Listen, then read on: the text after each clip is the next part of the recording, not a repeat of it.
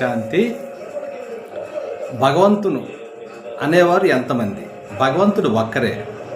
భగవంతుని నామం ఏమిటి? జవాబ్: భగవంతుని పేరు సదాశివ. సదా అనగా ఎల్లప్పుడూ, శివ అనగా అందరికీ శుభాన్ని కలుగజేసేవారు. ఈ నామము కర్తవ్య నామము ఏ మతానికి చెందినది కాదు. వివిధ మతాల వారు వివిధ నామాలతో పిలుస్తారు. అవన్నీ అతని కర్తవ్యాలని సూచించేవి. అంటే రకరకాల వారు భిన్న భిన్న వారి రూపాల్లో పరమాత్మని పిలుస్తూ ఉంటారు అన్నమాట. ప్రశ్న: భగవంతుడు ఏ రూపంలో ఉంటారు? జవాబ్: సూక్ష్మమైన బిందువు మరియు ప్రకాశ స్వరూపంలో ఉంటారు. స్థూల సూక్ష్మ శరీరాలు అనగా రక్త మాంసాలతో కూడిన శరీరం కానీ సూక్ష్మదేవత శరీరం కానీ ఉండవు. అంటే నిరాకారుడు అంటే అతనికి శరీరం ఉండదు. ఇంకా భగవద్గీతలో కూడా ఆయన్ని కృష్ణుడిని ఆధారం తీసుకొని పరమాత్ముడు ప్రవేశించారు. ఇక్కడ కృష్ణ పరమాత్ముడు అంటారు. ఇక్కడ 3 క్యారెక్టర్లు నడుస్తాయి: అర్జునుడు, కృష్ణుడు, కృష్ణ పరమాత్ముడు. విశ్వరూపంలో చూపించినప్పుడు పరమాత్ముడు చూపించాడు ఈశ్వర్య. అందుకే ఇక్కడ బాబా ఏం చెప్తున్నారు? భగవంతుని శాశ్వత నివాసం ఏది?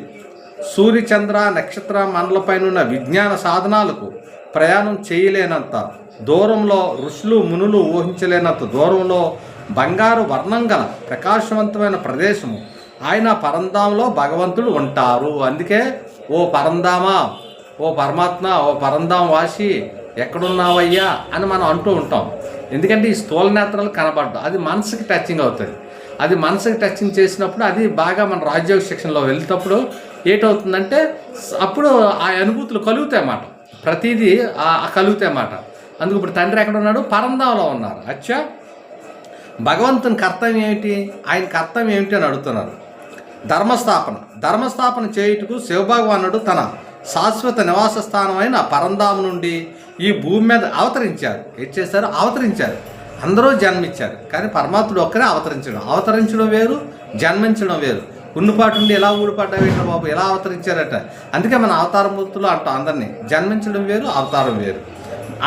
ఏ సమయంలో అవతరిస్తారు? కలియుగం చివరిలో, అనగా అధర్మం అతిలో చేరినప్పుడు ఒక మానవ శరీరంలో ప్రవేశిస్తారు. ప్రవేశించి ఏం చేస్తారు? జ్ఞాన రాజ్యోగ విధానాలను అతని నోటి ద్వారా బోధిస్తారు. ప్రస్తుత సమయంలో ప్రజలు భయభ్రాంతుల్లో జీవితం గడుపుతున్నారు. ప్రకృతి ఆపదలు ఎక్కువగా కావస్తున్నాయి. కుటుంబ సంబంధాల్లో స్వార్థం పెరిగిపోయింది. మానవుల కోరికలను అంతు లేకుండా వికారి గుణాలు విజృంభిస్తున్నాయి. తద్వారా అనేక అరాచకాలు పనులు చేస్తున్నారు. ఎటు చూసినా దుఃఖము, అశాంతి, నిరాశ, నిస్పృహం, భయం, ఆందోళన, రోగాలు, శోకాలు, చింతలు, బాధలు. ఇవన్నీ కలియుగం అంత్యమునకు సూచనలు.